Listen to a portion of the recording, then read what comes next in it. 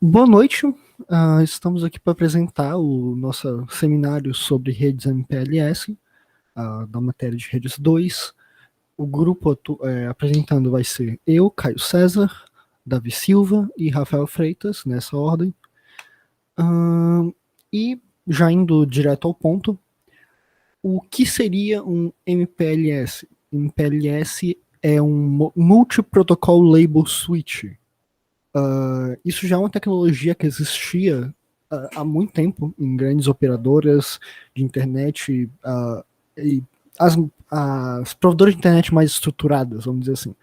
E recentemente se tornou cada vez mais acessível para provedores menores, através do desenvolvimento e da baratificação de muitas tecnologias recentes. Antes de explicar exatamente como que funciona o MPLS, deixa eu explicar os benefícios que ele pode trazer para você. E o porquê de utilizar ele. Entre os benefícios, os mais claros, vamos dizer assim, é a estrutura de rede unificada, o núcleo livre de BGP, o MPLS VPN, que é uma conexão ponto a ponto, o VRF e a engenharia de tráfego que ele permite você estruturar. Iniciando aqui na estrutura, na infraestrutura de rede unificada, a gente vai ter o fato de que, através do MPLS, você pode conectar telefonia, TV, internet, todos esses serviços que antes precisariam de múltiplas estruturas estão agora unificados. Todas elas atravessando essa estrutura MPLS, o que vai facilitar bastante na estruturação, na comodidade e na falta de necessidade de fazer uma estrutura unificada para cada uma dessas coisas. Você pode juntar tudo e trabalhar só no MPLS. Explicando exatamente o que é o núcleo livre de BGP, a gente precisa entender um pouco do que é o BGP. O BGP é uma conexão que normalmente vai estar acontecendo e vai cobrar muito de dados, muita movimentação de informação de um lado para o outro, o que cobra um hardware mais robusto. O que o MPLS vai fazer é, através desse MPLS, o core vai ser rodado apenas em protocolos MPLS e IGP. Então eles vão ter o mínimo de informações possíveis, transportando com a mesma qualidade. Ou seja, isso vai facilitar muito na necessidade de um hardware robusto. Aqui a gente pode ver as conexões BGP, são as conexões que eu falei, que elas passam tabelas completas e normalmente precisariam de um roteador mais robusto. Eles conectam no PE, que é o nosso Provide Edge, e através das ligações MPLS, elas conseguem passar só as informações vitais, levando pacotes do ponto, por exemplo, do cliente site A até o cliente 1 site B. Ele pode facilmente transitar nesse meio sem cobrança de hardware, ou pelo menos com uma cobrança de hardware muito menor do que antes. No final das contas, essencialmente, o MPLS, nesse quesito, o núcleo livre de BGP, ele vai representar uma rede de transportes muito mais do que realmente passar todas as informações em si. Ele vai facilitar e deixar mais barato e basicamente permitir menos informações sejam gravadas nos roteadores periféricos.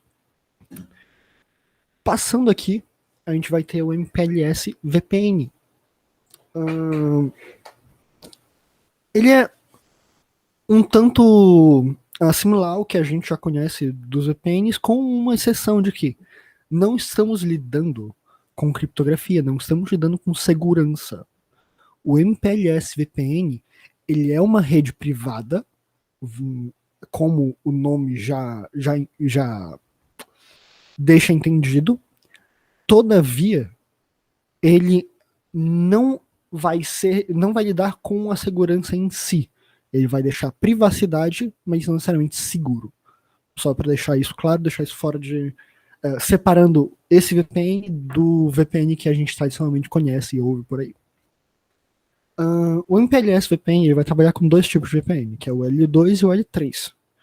Explicando cada um brevemente, a gente vai ter o L2, que é o nosso LAN to LAN, ponto a ponto, mais publicamente conhecido, vamos dizer assim, pessoas entendem mais. E com o MPLS, não é necessário configuração de múltiplos roteadores para fazer a conexão através do VPN. O que em um ponto você precisaria conectar diversos roteadores através de conexões, tanto aqui no exemplo, no site Palmas, quanto no site Goiânia, precisa conectar vários roteadores, aqui a gente vai estar conectando um só. Um roteador central sendo configurado na filial, um roteador principal sendo configurado na matriz, e o VPN já vai estar feito. Ele vai ser feita a conexão ponto a ponto através dessa configuração em um roteador só. O que, além de, obviamente, simplificar, deixa o sistema muito mais, como posso falar, configurável, muito mais maleável de poder fazer as conexões e não precisa ficar se mexendo nas redes MPLS no meio. Próximo ponto dos benefícios vai ser o VRF.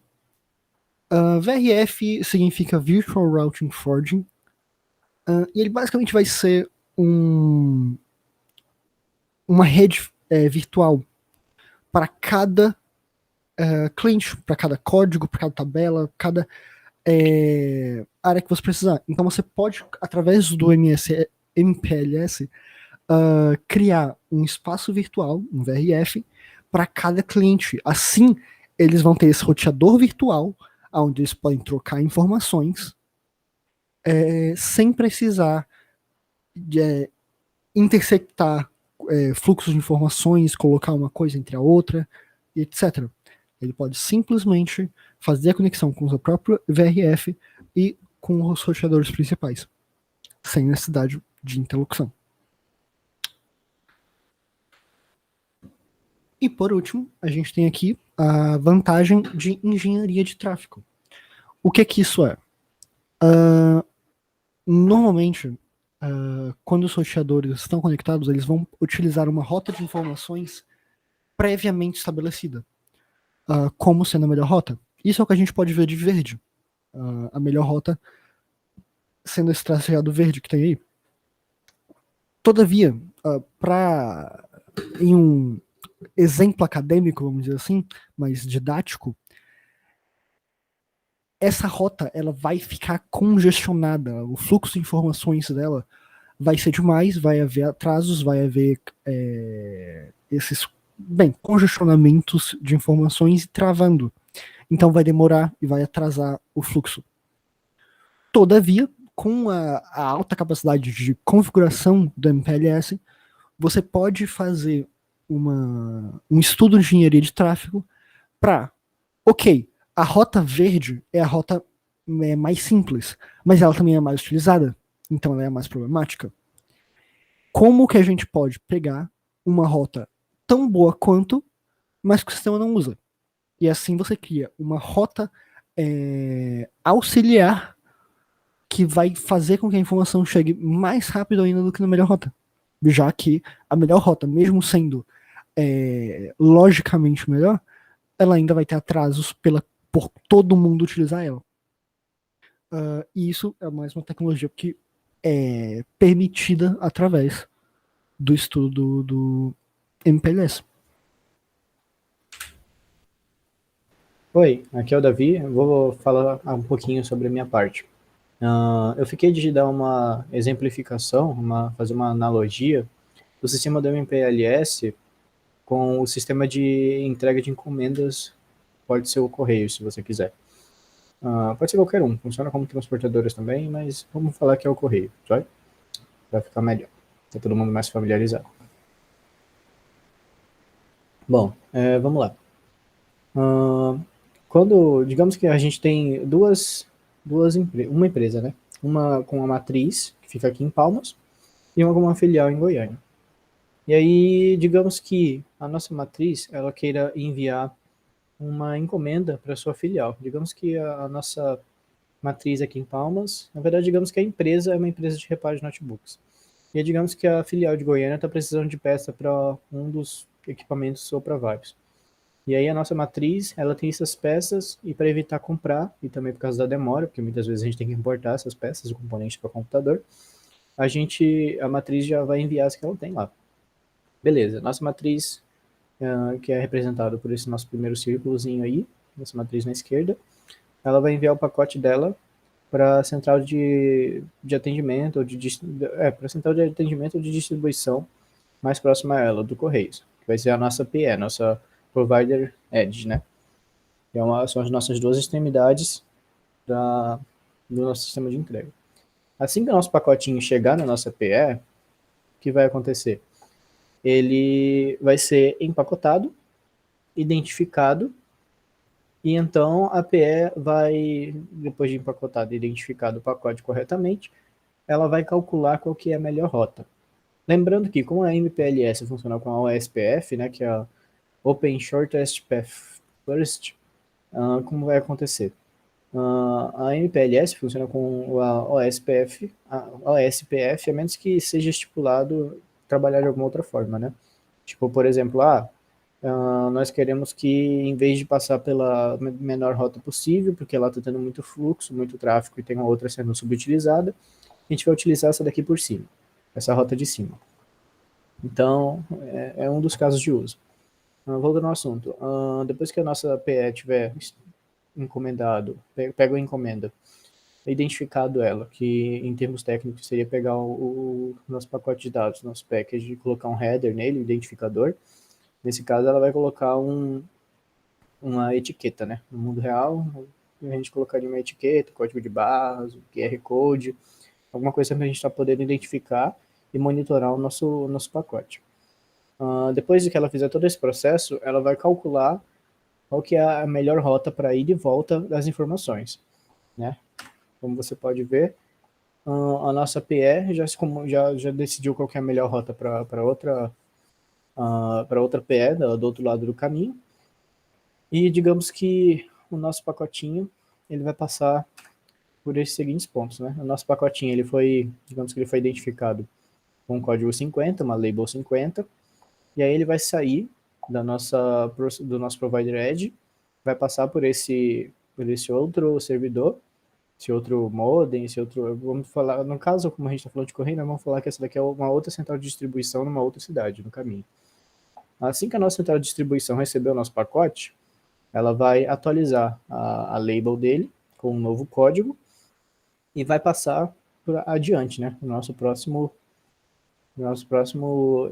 interceptador, né, ou seja, outra central de distribuição em uma outra cidade no caminho. Assim que essa outra nossa cidade receber esse outro pacote, ele vai, de novo, mais uma vez, trocar o identificador dele e passar adiante. Esses passos eles vão se repetindo até chegar no destino final, né? Que seria o nosso semi-destino final, perdão. Que seria o nosso outro process edge, que vai, quando chegar nele, finalmente ler qual é o nosso último código, nosso último label, e desempacotar o nosso pacote e enviar para o nosso destinatário final, que seria o nosso site Goiânia, finalizando assim o ciclo de entrega. Assim que a nossa filial de Goiânia recebeu as peças, digamos que a nossa matriz mandou peça demais, ou então a nossa filial acabou não utilizando todas elas, e aí surgiu um novo notebook na nossa matriz, está precisando de algumas peças que ele mandou, alguns componentes. E aí a nossa filial vai lá e vai enviar novamente, pelo mesmo caminho, só que fazendo o caminho contrário, né? Mas seguindo a mesma rota.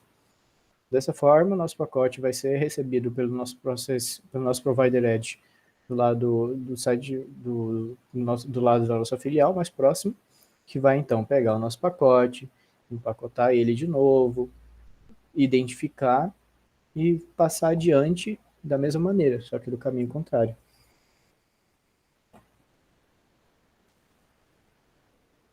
Vou passar a palavra agora para o Rafael. Perfeito. Dando seguimento, existem alguns conceitos dentro do protocolo MPLS que precisam ser esclarecidos, principalmente relacionado a como o MPLS organiza as rotas de distribuição entre os roteadores, assim como ele gera a label, né? Porque não é simplesmente um número, 50, 60, na verdade tem um conjunto, né, que ele trabalha. E além disso, como é identificado as funções dos roteadores, né? Então, seguimos. Em relação às labels, como elas são criadas, né? Esse aqui é o modelo que ele se baseia. Trabalha em 4 partes, 4 etapas. A primeira delas, a label. A segunda é XP. A terceira, a BOS. E a quarta, a TTL. O que é a label? A label, ela pega a label completa, ela trabalha em torno de 32 bits. E a seção de label, ela trabalha até os 20. E ela, ali embaixo, né, já citado o tamanho que ela trabalha, né, entre 16 a 1.048.571. Uma curiosidade sobre essa seção é que até os 16 a formação dela não é normal. Na verdade, ela é especial para a organização do protocolo. Em relação ao XP, né, que é de experimentação, né, experimental, a proposta dele é principalmente para aqueles que trabalham com QoS, que é Quality of Service. Então, é mais dedicado nisso. O BOS é o Bottom of Stack, que ele eu vou trabalhar, né, posteriormente, de como o MPLS trabalha em torno disso, mas a ideia é identificar se aquela label ela está na base da pilha, ou não. E até por isso que o valor dela é 0 ou 1. E por último, a TTL é Time to Live, que vários outros protocolos trabalham nessa ideia, e no MPLS não é diferente. Ok, em relação a label stack. Em alguns casos, acaba sendo necessário que outras labels sejam criadas, e isso vai criando esse sistema de pilhas. E justamente aqui na própria label já é possível identificar qual é a sequência que a pilha vai se desenvolver. A da base registra como 1 e as acima dela se registram como 0. Posteriormente vão ser citados como são criados essas labels adicionais e assim como são retirados essas labels adicionais. LSR, Label Switch Router. Essa é uma forma de você reconhecer dentro do protocolo as funções que cada roteador tem. E no modelo MPLS, você tem 3 funções. Você tem o Ingress LSR, que é responsável por receber a informação, e ela vai empacotar isso, né, dentro do protocolo, justamente fazendo a função de criar uma label e transitar ela para o próximo, que seriam as intermediárias. As intermediárias, elas são responsáveis pela distribuição das melhores rotas, e elas trabalham em torno de 3 atividades. Essas seriam a swap, a push e a pop, que vão ser citadas posteriormente.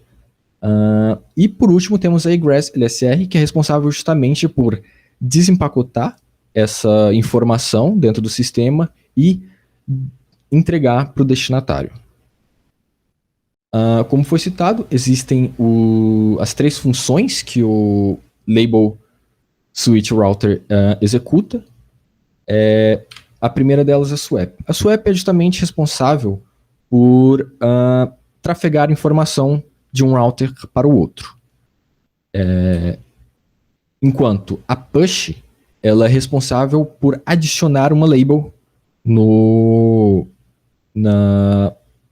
no pacote, né? E isso justamente cria o stack, que às vezes acaba sendo necessário que ele crie novas camadas para poder identificar aquele IP.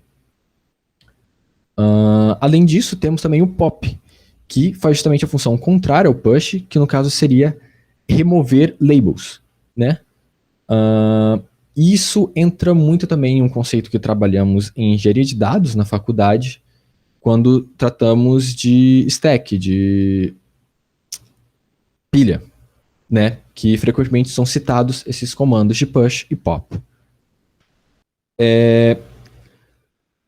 Os roteadores não necessariamente trabalham somente com uma, duas ou todas.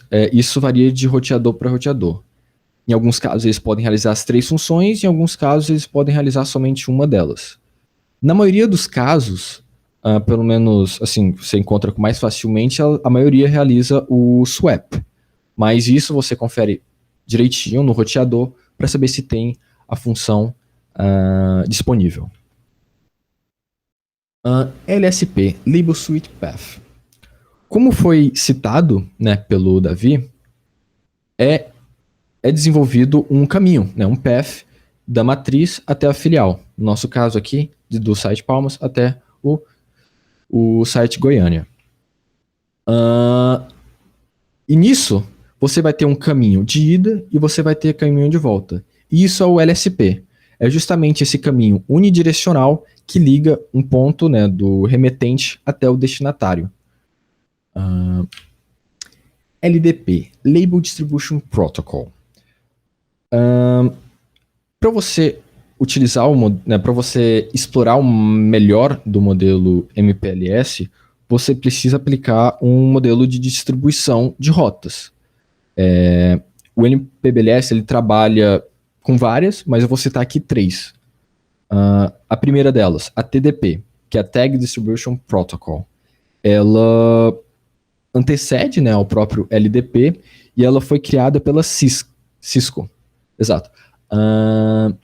E acabou ficando bem ultrapassada. Temos posteriormente a RSVP, que é o Resource Reservation Protocol. Ela trabalha em torno da proposta de Traffic Engineering, né, que seria a gíria de tráfego citada pelo próprio Caio. Ela é um modelo um pouco mais complicado de se trabalhar, pelo menos de se explicar, então ela só tem uma opção. E temos por último a LDP, que ela é um protocolo de roteamento baseado no protocolo de roteamento. Não, pera. É um protocolo de distribuição, trabalhado em torno do protocolo de roteamento IGP, para a distribuição das labels. E o que acontece aqui no exemplo? Esses caminhos aqui traçados em verde são justamente os relacionados às rotas de distribuição, que parte, né, do que seria um ingress ou egress, e transita em torno dentro do protocolo. Ok, citando mais sobre o LDP. O protocolo IGP, ele trabalha também em torno do OSRF, que permite você trabalhar com o prefixo do IP. E como que o MPLS, como o LDP desenvolve a partir disso? Ele pega esse prefixo, né, vamos aqui citar. No site de Goiânia, você vai passar o IP, e o que o roteador faz, né? Ele vai pegar o prefixo do IP, ele vai relacionar com a label, no caso aqui, 70. Passando para o próximo, ele vai pegar o mesmo prefixo e adicionar a label 60, uma diferente. Vai pegar o mesmo prefixo posteriormente e colocar a label 50, depois desempacota e entrega para o destinatário. E o que acontece aqui é que o protocolo, ele guarda essa informação do label 70. Então, caso venha um prefixo semelhante né, o mesmo prefixo, perdão, ele já sabe qual a rota a trafegar, já está registrado. Isso economiza tempo de processamento para poder identificar, para poder adicionar informação. E é assim que trabalha o modelo LDP. E aqui são as fontes que nós nos inspiramos. Bom, então é isso, a apresentação finalizada, com essa nossa telinha final das nossas fontes que nós utilizamos no projeto, né? Mais uma vez lembrando que os integrantes da equipe foram o Rafael Augusto Freitas, o Caio César e o Davi Silva. A apresentação feita para a matéria de Redes 2, ministrada pelo professor Maílson. É isso. Muito obrigado e espero que tenhamos atendido as suas expectativas. Até mais.